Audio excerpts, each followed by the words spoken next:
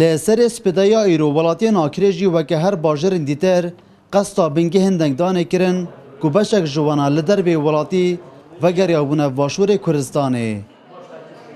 از الولات السويدي جمش ميجا وأسات موازبو خاطر ريفراندوم لناس نتشموا وأز قالك أفريقيا كيف خوش معني أفرو رجا ما كردانا از وکی هولاتی که خلکی آکری زور به خوشحالم که افرو روزا که میجوا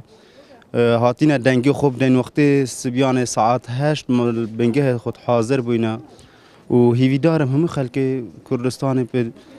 دلکی برفره بچی دنگی خوب بدتون و داول لاینی پیوندیداریش دیکن که دنگی ما بلاش نچیتون و کار لساوی دنگدان بیتا کردن. افرو روزا کوایا تا آنجا زیرین سر سرمه بری 100 سال همه ما شهید داین ما ام فعالت کرین همویت گل مکرین عربا ترکا عجما افرو روزا کردانه برپرس بنگه کمیسیون آکری دی بیجه بو وی روژه وان همی آماده کاری کرینه و جبلی آوریان پتر جنوت هزار کسان مافی دنگدانه هیا لسنور و قضایه. افروکا مدرس پروسال بجارتنه کریا ما السرونسری قضا کریم ما چلو یک بنگه دنگدانه هنک و هم افروکا همی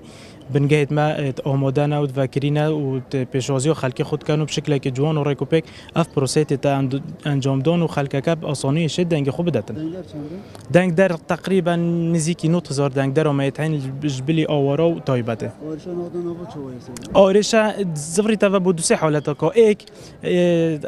ویت چت قصد دنگ دا بنگه خوی قدیم بکاتن لوانه هنده کل بایومتری چکر بیتیان خونه قلبیت نوی نه زفری بیدوا او چت قصد نوی خوب کاتن قصد بنگه قدیم بکاتن او جای آخر جار کیر دنگ خدا بچتفیره ان شاء الله دنوی خوبین.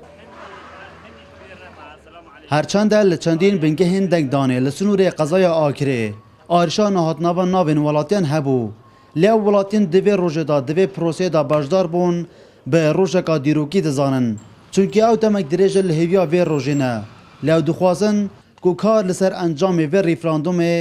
بهتا کرن. دلبرین غازی کرسات نیوز آکری